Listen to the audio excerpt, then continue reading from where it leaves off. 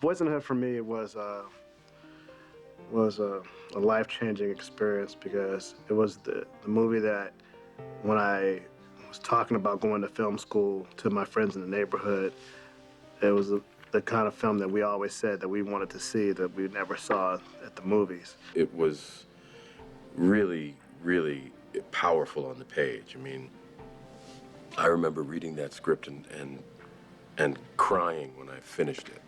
It was the first movie that I read that I thought, oh my goodness, this is why I'm here. This is the reason I'm here. I thought only like people in the neighborhood would even care about Boys in the Hood. I knew everybody on my street would love it.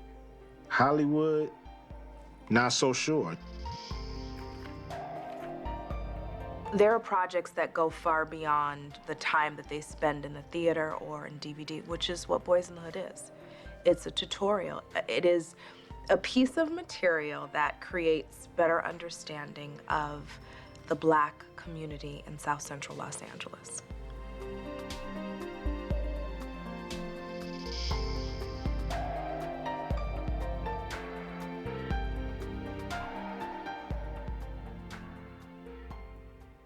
The idea of the film actually came in mind in the early 80s, just sitting on the porch with my friends on 101st in Vermont, just talking about the types of movies that we wanted to see that we never saw, you know, and nobody was making movies about what we were going through in Los Angeles. I remember the day that my agent called and said, there's a film called Boys in the Hood.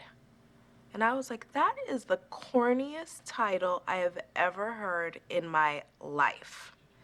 And what white guy thinks he can write a movie called Boys in the Hood? I was very, I had a little chip on my shoulder.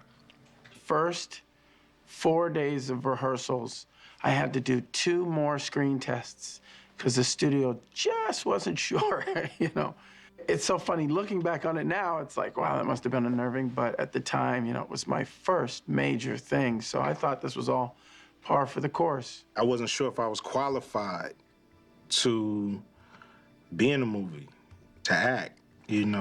Actors go to school. Actors are the people I pay to go see movies, you know what I mean? It ain't me. I had not yet had my 30th birthday, and I was playing sort of a 35-year-old, and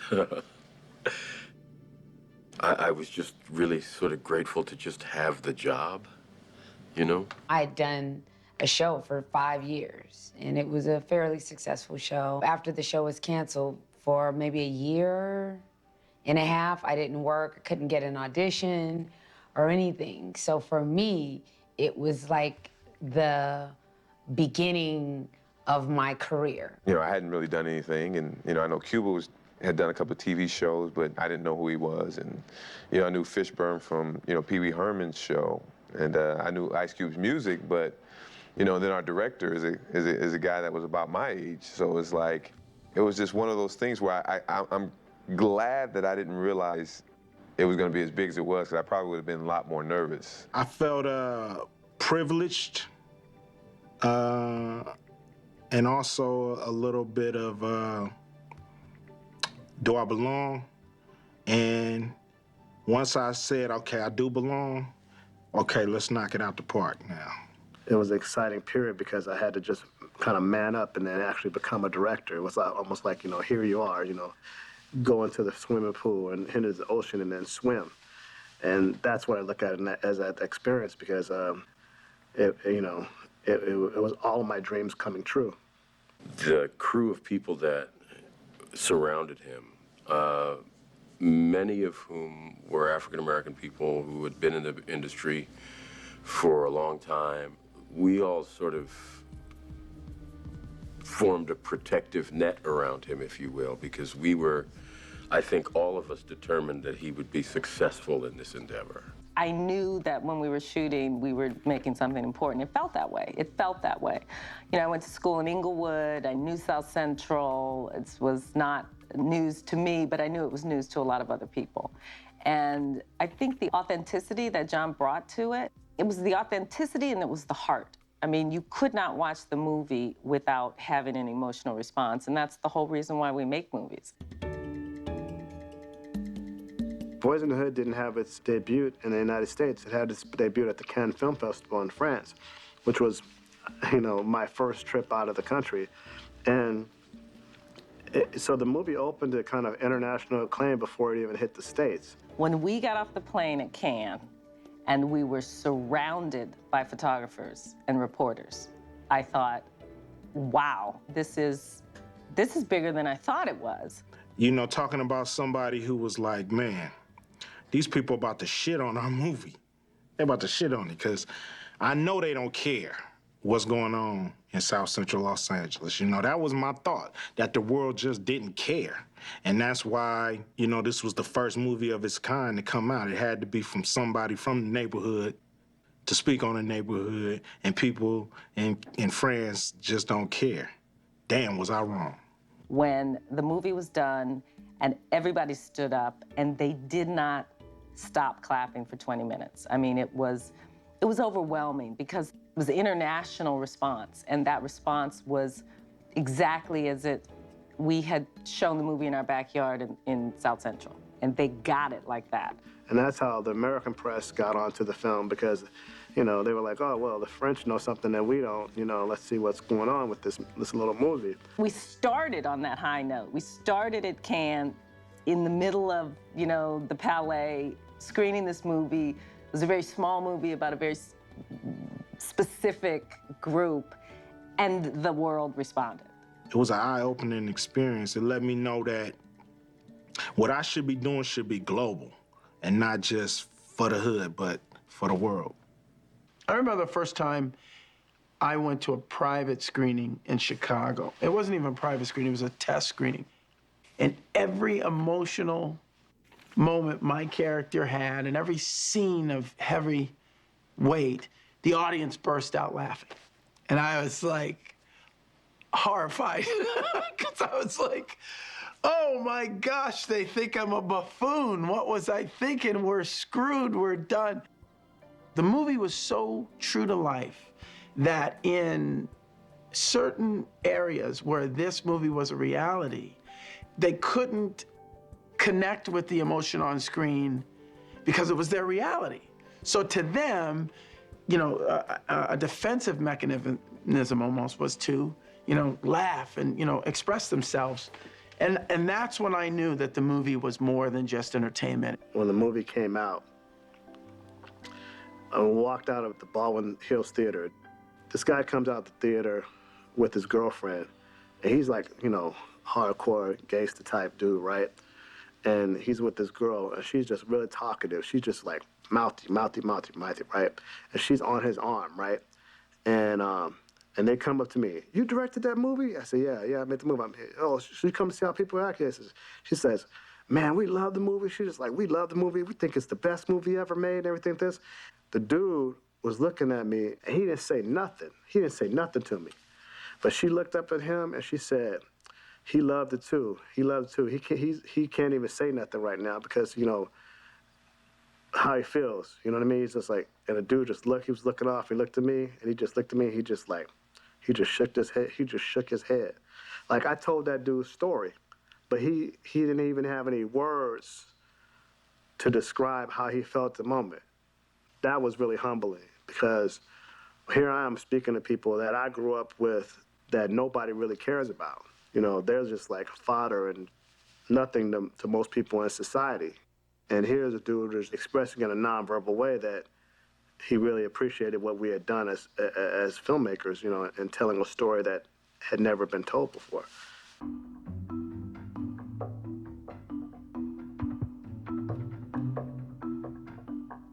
The surprise that I had was how the industry embraced John. And I thought that was surprising and exciting at the same time, because he was so young, and that they would embrace him the way that they did. I thought that was pretty great and groundbreaking. I was the youngest person ever and the first African-American to be nominated for Best Director, and I beat Orson Welles out by a year. From as me as a cinephile, I start pontificating and playing the mice in my brain, like, oh God, they're saying like, I'm gonna be like Welles, And Welles was an iconoclast, and he didn't take any shit, and he just did what he wanted to do, and I had that kind of demeanor as well. That was very shocking. That was shocking because the Academy, still, I've just been invited into the Academy this past year, and it's a hard room to play.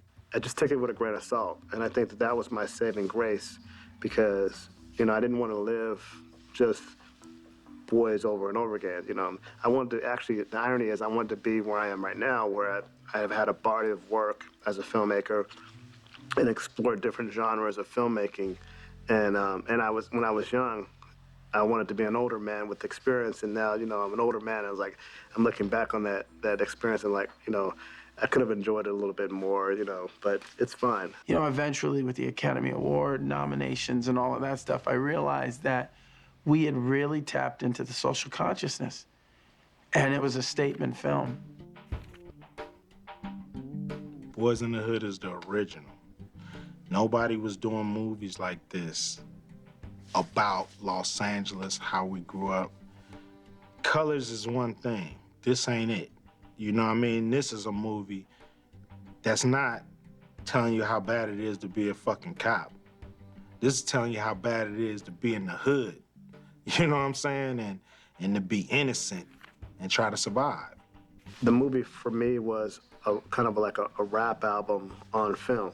Just like the rappers were speaking out in music, that's what I wanted to do.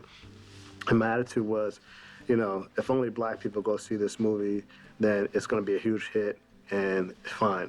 But if anybody is cool enough and understands what we're trying to do here, then fine too. Even if you didn't know these people, you felt for them. And I think your heart reached out to say, these are our kids. These are our kids in America. I don't think I really stopped to ever even think about it. It's now that I realize. Because it's not like this was a story that I had no personal connection to. So for me, it was just, playing my life in front of the world. Put it like this. I didn't realize that the world had no idea what goes on in South Central LA.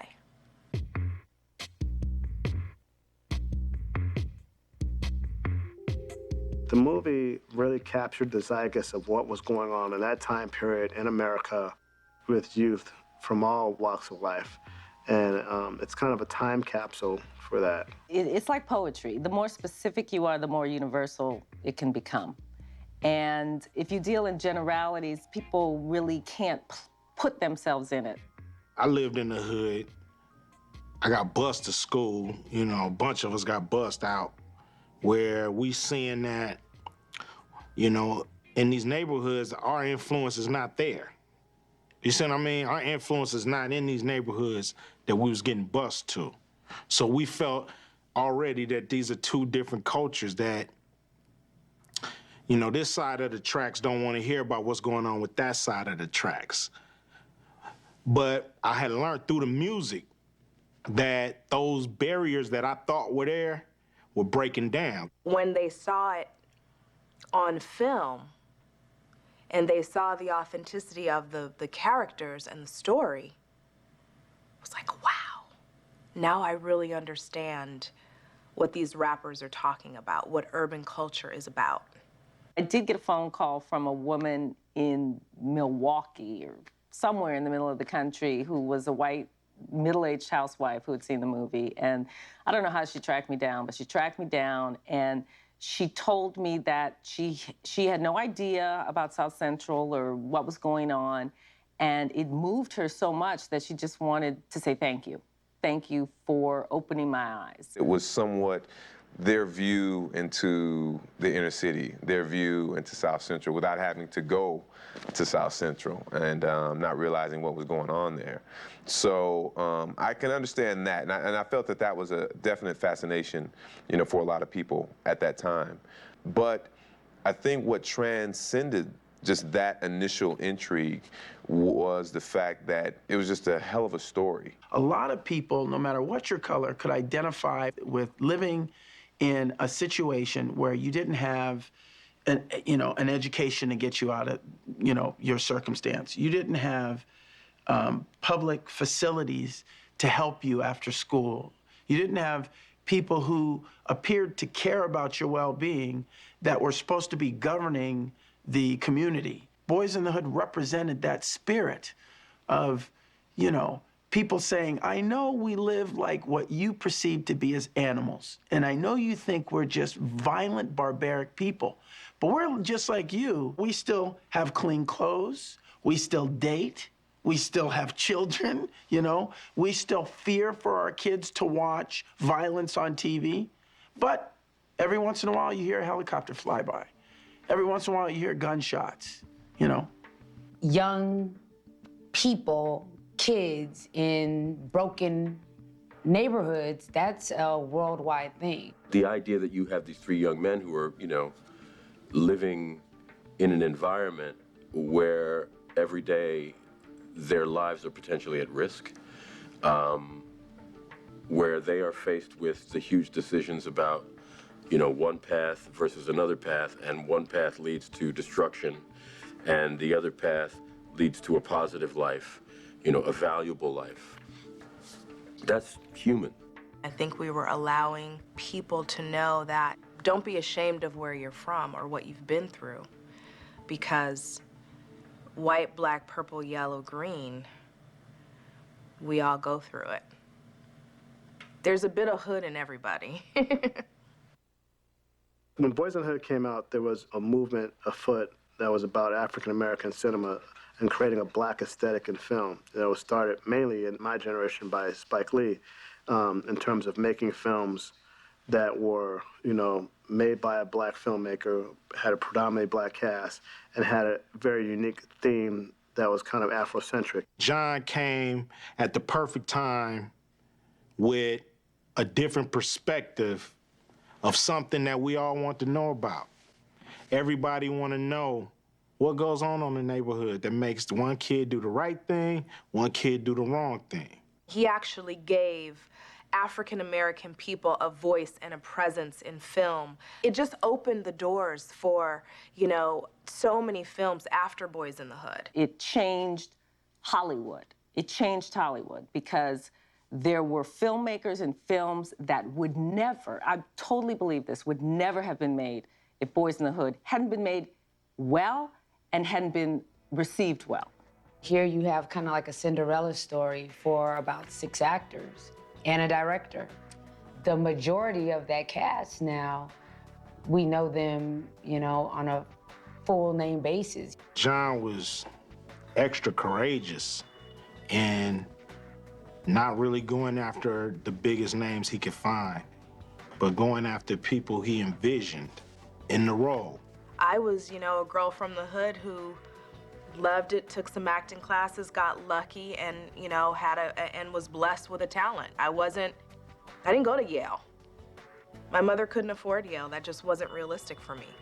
What that film did do for, you know, people of color, black actors and actresses, it made Hollywood take notice that there's some real talent out there that, you know, is just untapped. I had meetings with, you know, just so many major players in Hollywood, and all of them started the conversations with, I'd never seen anything that had affected me so much as that movie. And it wasn't specific with my performance, it was the movie as a whole. There's nothing more satisfying than giving people an opportunity, having them step up to the plate and deliver, and then having other people chasing you. John Singleton was totally conscious of that. He was like, yo, you know, we're gonna put together, you know, our young Hollywood, our young black Hollywood. He's the perfect Pied Piper, you know what I'm saying, for all of us to be as successful as we are in the movie industry. The movie could be about 3 guys from Warsaw. It could be about 3 guys from Egypt. It could be about 3 guys from some small village in, you know, Bolivia. I mean, it has a universal story and universal themes. It's mainly a coming-of-age movie. You know, it's a coming-of-consciousness movie. It's a teenage story, in a way. It's about choosing your life. And that's some powerful stuff, choosing your life. Which path you're gonna take. Even if that is not your particular story, when you see another kid going through it and you even have even a little bit of similarity in your life, it just kind of pulls on your heartstrings. What really gets to me more is when teachers, professors, people who are here to teach people about culture and teach people about each other, use the film as a movie of study. It's taught in colleges around the world. I teach it at USC, and my students, I always ask them, like, have you seen, who's seen Boyz in the Hood? And maybe a third of the class, maybe less. And then I give them a script and I have them watch the movie, and you can see it in their faces. They're excited. To me, that's about as a good of a compliment you can get from a movie, that it taught me something I didn't know. I think it inspires people to talk about what's important to them, their own hood, their own relationships, and their own choices.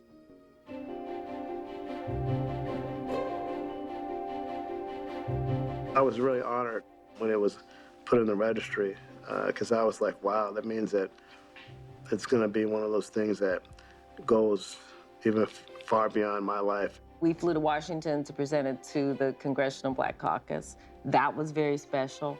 To have lawmakers watching the movie, that's the stuff of dreams. I mean, that means you're doing something really, really well. The notion that, the film is being recognized as a piece that has cultural significance in our time is fitting and I think right. I think it would be an injustice to ignore a movie that had changed the way people had viewed a society when it was first premiered, and now is still so relevant.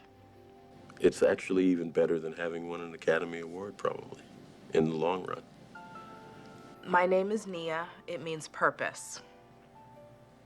My father named me, and I think one of the things we all try to do in this life is figure out what our purpose is.